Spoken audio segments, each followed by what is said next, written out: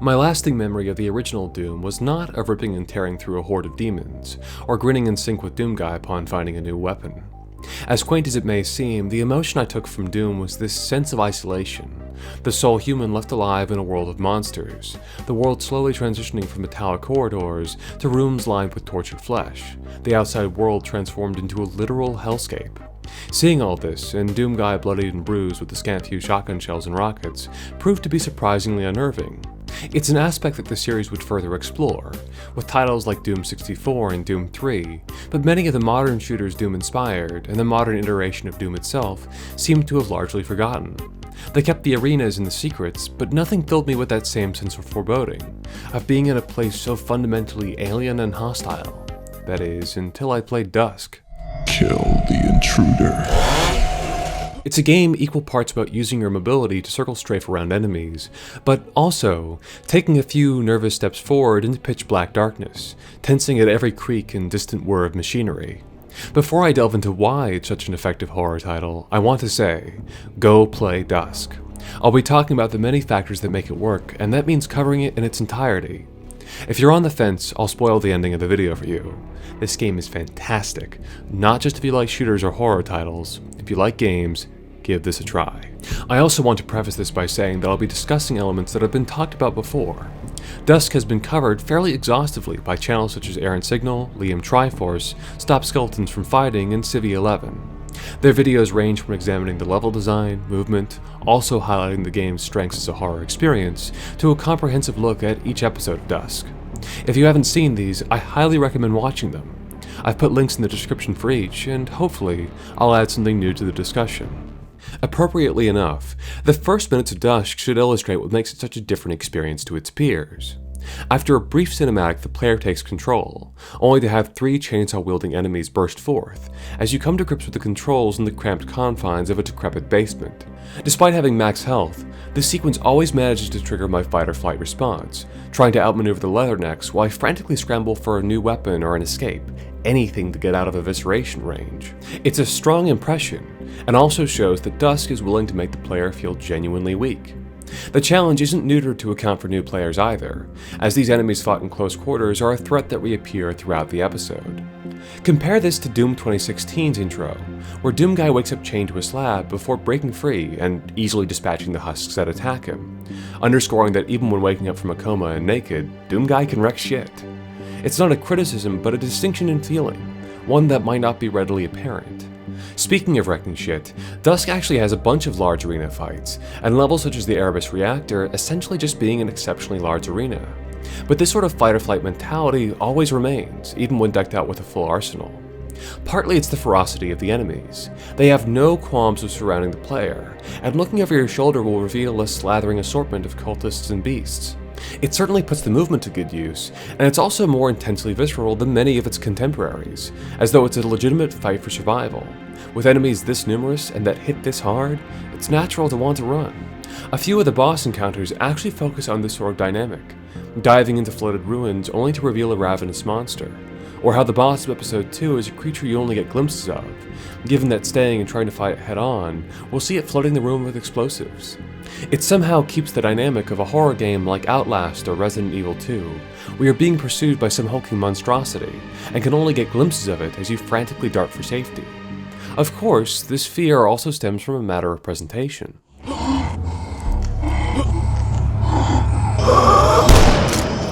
While the lo-fi aesthetic of DUSK has been praised, both for capturing the feel of mid-90s shooters and allowing players to fill in the lurid details themselves, I don't know if it accurately captures how twisted many of the enemy designs are upon closer inspection. The cultists with their asymmetrical eye holes and stained robes, or the soldiers with the bug-eyed gas masks. Not only does the low fidelity of the art style allow players' imaginations to run wild, the details we do see are twisted and weird. An enemy I don't see brought up often are the Mad Doctors, probably the campiest DUSK gets with its bestiary, as they cackle while trying to jab you with syringes.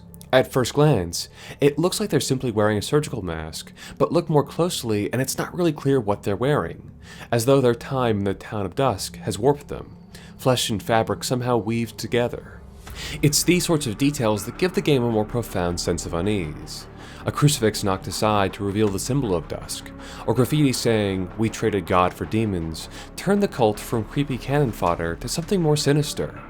In turn, the descent into the town is a degree of menace not found in many other titles, as though you're trespassing into a place not meant for any human, somewhere truly blasphemous. This unholy journey is one of the great triumphs of Dusk, going from rusted farmhouses to pitch-black torture chambers, one step at a time. The early levels are set in and around the town of Dusk, fighting cultists in a variety of backwoods horrors, before transitioning into eldritch military complexes, before finally descending into the arcane temples that lie in the heart of Dusk. While I'm in agreement that the later chapters are home to the game's best moments, even the early levels are surprisingly effective at creating a sense of unease. Again, it's the details here, such as the slow shift from day to night, and the scattered remains of the cult's victims, that create a remarkable sense of tangibility, despite the absurdity of its premise, and the cartoonish speed of the combat. It could also stem from my own experiences, as I think Episode 1 captures the feeling of being out in the country, lost and out a little too late. As someone with a habit of hiking right when the shadows get long, this first episode proves to be an effectively tense set of levels. That said, it's not until later episodes that Dusk begins to show its hand as a genuine horror title.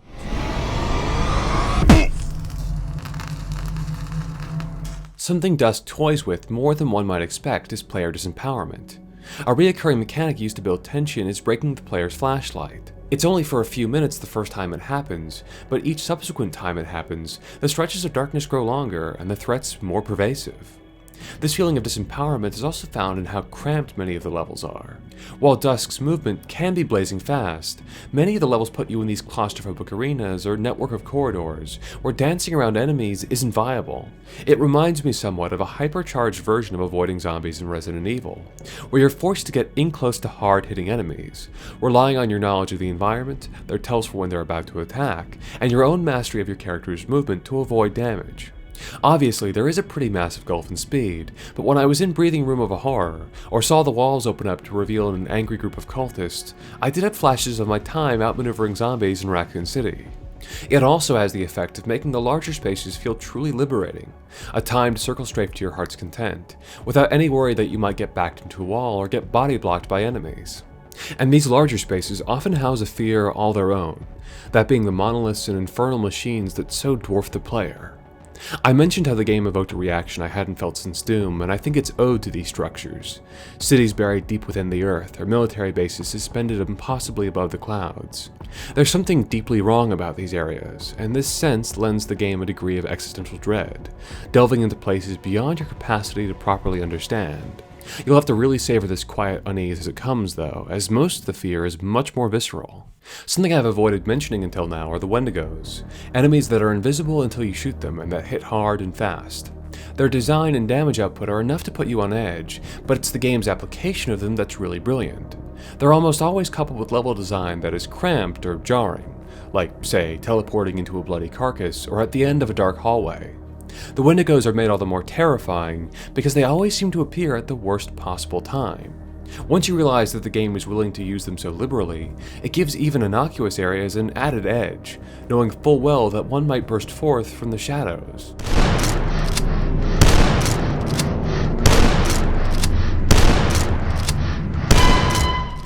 I think they're a standout enemy in terms of design and implementation, but by the third episode, every enemy put me on edge, with distinct and nightmarish sound cues, and an aggression that always made me want to run. It can be hard to recapture these sorts of feelings after the fact, but hopefully this footage will convey that sensation.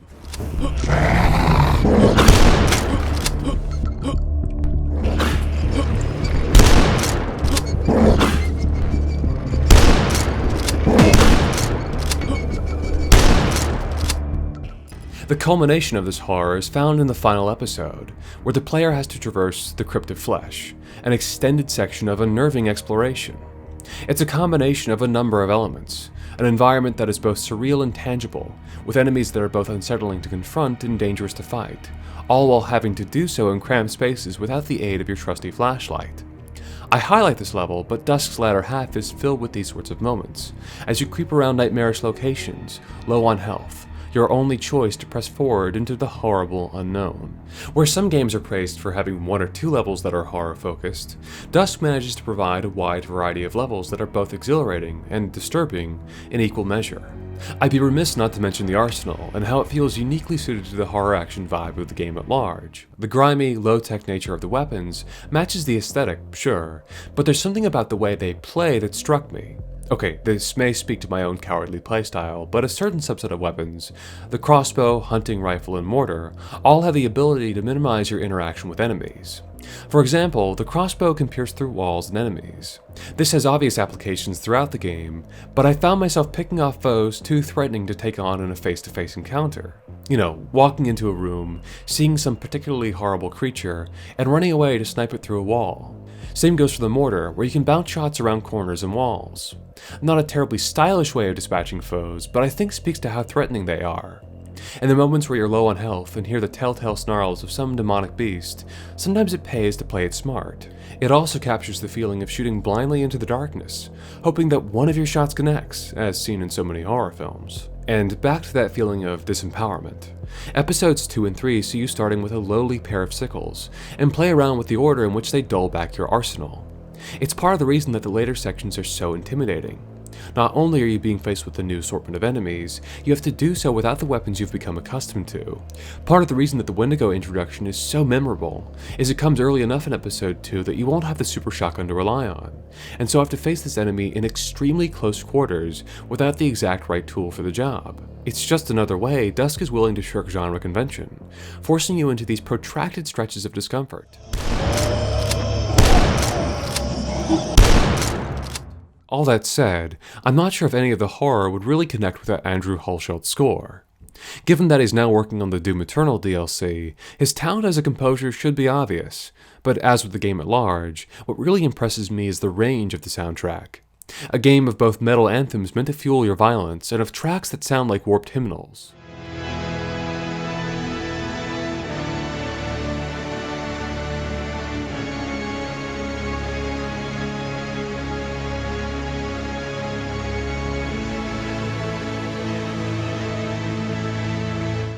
So much of the smallness I felt, and the uncanny nature of the world, stems from how much these tracks imbue the game with a greater menace.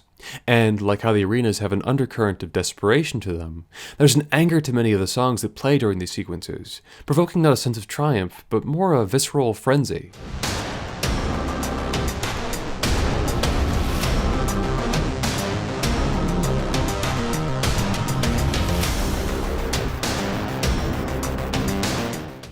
I don't know if I can go through my normal spiel at this point, to say that Dusk exemplifies a unity of design, where everything from its gunplay to its soundtrack create an action horror experience that's pretty much unparalleled for me. Well, that's true, but maybe a little formulaic at this point. A break from convention then. As I said at the beginning, go play Dusk. If you leave this video with one thing, know that Dusk is more than a series of arenas with bounce pads and circle strafing, though it does that extremely well. It has a range that might surprise you, or the lasting memory will not be of playing as a near-deific being fighting hordes of enemies, but of being dwarfed by a noble monolith and tensing at the sound of some horror out in the darkness.